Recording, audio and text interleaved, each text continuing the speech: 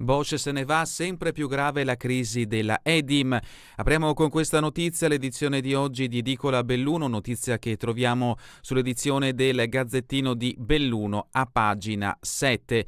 La multinazionale tedesca chiude i rubinetti, liquidità a rischio, risanamento dei bilanci affidato a super esperto. Siamo nel comune di Settevire nel Basso Feltrino della provincia di Belluno. La Bosch, socio di maggioranza della Edim, si sgancia. La multinazionale ha infatti fatto intendere che chiuderà i rubinetti della liquidità e quindi la Edim si trova a dover affrontare il momento di crisi più profondo da quando, circa un anno fa, si è scoperchiata la crisi. E come farlo? La decisione è quella di entrare nella composizione negoziale di crisi con l'individuazione di un super esperto che entro 6 mesi dovrà dire se vi siano i margini di risanamento, strada che appare impercorribile viste le condizioni attuali dell'azienda, o se si procederà con la vendita degli stabilimenti di Quero e Villa Santa.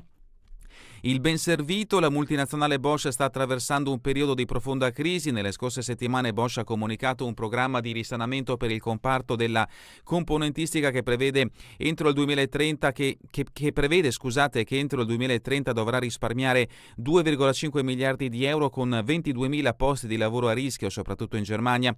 In forza di questo Bosch ha comunicato a Edim, di cui è socio di maggioranza, che non è più disponibile a sostenerla economicamente così come fatto fino ad ora, promette il sindacalista della FIOM Stefano Bona, che prosegue spiegando che per fronteggiare questo disimpegno da parte di Bosch, l'Edim ha deciso di aderire alla composizione negoziale della crisi. Gli operai, a seguito del tavolo tenutosi mercoledì mattina tra proprietà e organizzazioni sindacali, nella mattinata di ieri si sono tenute le assemblee con i lavoratori nel corso delle quali i sindacati hanno presentato queste novità. Operai che hanno chiesto quale sarà il futuro, una domanda a cui nessuno oggi sa rispondere, soprattutto perché attualmente c'è il paracadute della cassa integrazione che tra l'altro verrà abbondantemente utilizzata nei prossimi mesi. 2 reparti infatti inizieranno le ferie natalizie il 5 dicembre e rimarranno a casa per 6 settimane, cassa che comunque scadrà il 2 febbraio e poi verrà richiesta una proroga o lo scenario potrebbe essere ben più tragico, tutti i punti interrogativi che ad oggi non hanno risposta. L'articolo è a firma di Eleonora Scarton, lo troverete a pagina 7 del Gazzettino di Belluno.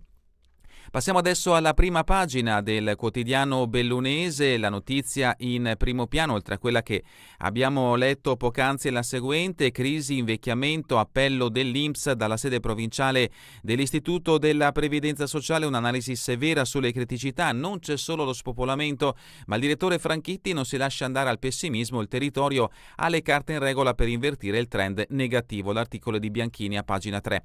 Lo spopolamento e il progressivo invecchiamento della popolazione sono la vera croce della provincia, però il territorio ha tutte le carte in regola per invertire questo trend. Parola di Angelo Franchitti, direttore provinciale dell'INPS.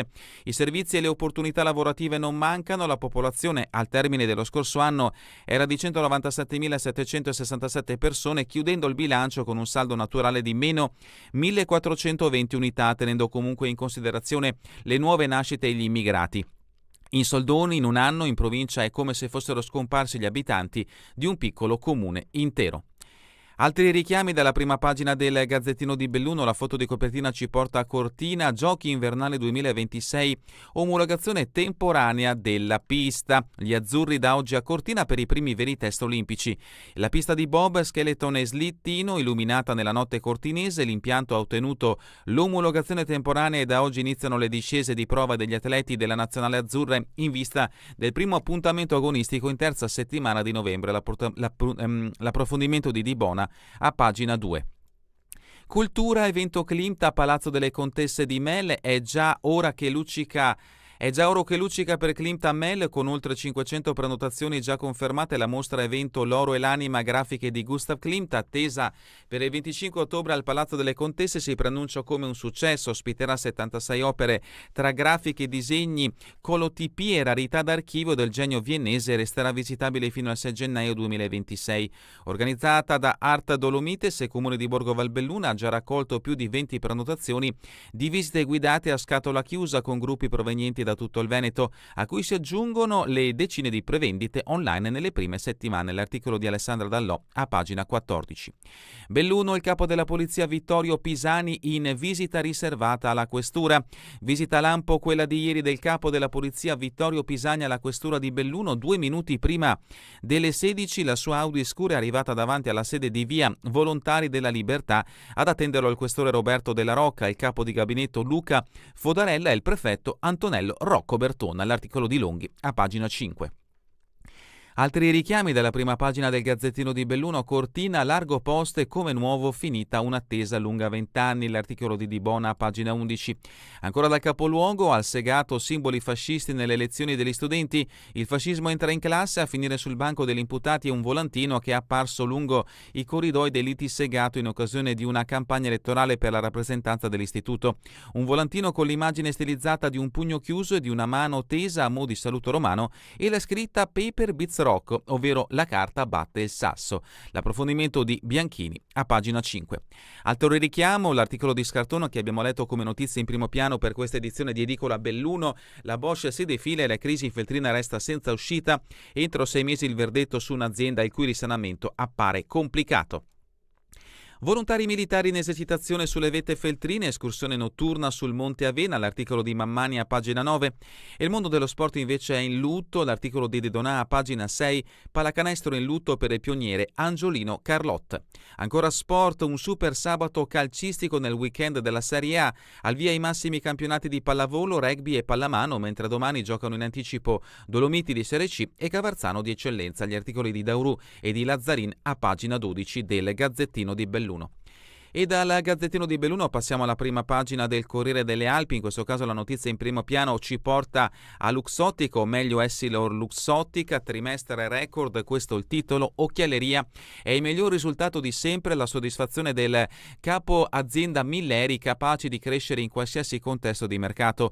La multinazionale Diagordo vola a quasi 21 miliardi di ricavi nei primi 9 mesi del 2025 con un più 11,7%. Essilor-Luxottica archivia il miglior trimestre della sua storia con un fatturato di 6,867 miliardi di euro in crescita dell'11,7% a cambi costanti, più 6,7% a cambi correnti, un risultato che proietta il gruppo italo-francese ai vertici dell'industria globale e ne conferma la doppia anima innovazione tecnologica e solidità industriale. Con il miglior trimestre dalla creazione del gruppo ad oggi celebriamo un traguardo che conferma la forza della nostra visione, dicono Francesco Milleri e Paul Du Salem. L'approfondimento di Paolini a pagina 17, vi ricordo che l'articolo di approfondimento lo troverete anche sul sito di bellunesinelmondo.info. Belluno, il bilancio sociale INPS, disoccupazione mai così bassa ma preoccupa il gap salariale, l'articolo di Paola Dallanese a pagina 20, notizia trovata anche sulla prima pagina del Gazzettino di Belluno. Continuiamo invece con i richiami dalla prima pagina del Corriere delle Alpi. Il team sanitario bellunese salute mentale, noi al lavoro per dare risposte ai nuovi disagi. Team specifici per intervenire sul territorio e c'è un filo diretto per dare pronte risposte ai medici di base, l'articolo a pagina 22. Viabilità incognita Alemagna, colate ferme grazie al freddo ma la statale va sistemata. Lo studio sulla messa in sicurezza della strada statale 51 non c'è ancora e il sindaco di San Vito, Franco De Bon, chiede di sistemare almeno un tratto. L'approfondimento di Dalmas a pagina 33. La foto di copertina invece riguarda una notizia che interessa l'intero territorio veneto, ma l'intero nostro paese. La tragedia di Casteldazzano, camera ardente a Padova, oggi le esequie con Mattarella e Meloni, il dolore e l'abbraccio, omaggio ai 3 carabinieri. Le 3 bare vegliate dal picchetto, 3 colleghi si abbracciano, tra loro uno dei feriti nello scoppio. In questo scatto presente sulla prima pagina del Corriere delle Alpi, che si può vedere perché ci sta guardando da Facebook o YouTube. Il disordine di Udine, altro richiamo dalla prima pagina del Corriere delle Alpi, è uno dei pro-PAL violenti, pesanti accuse per il feltrino arrestato, rischia 5 anni. Sul 49enne feltrino Giangavino Pozzobono, ora in carcere, pesa un'accusa di violenza e resistenza a pubblico ufficiale continuata e pluriaggravata. Oggi comparirà davanti al giudice per le indagini preliminari del Tribunale di Udine per la convalida dell'arresto. L'articolo di Cesare a pagina 13.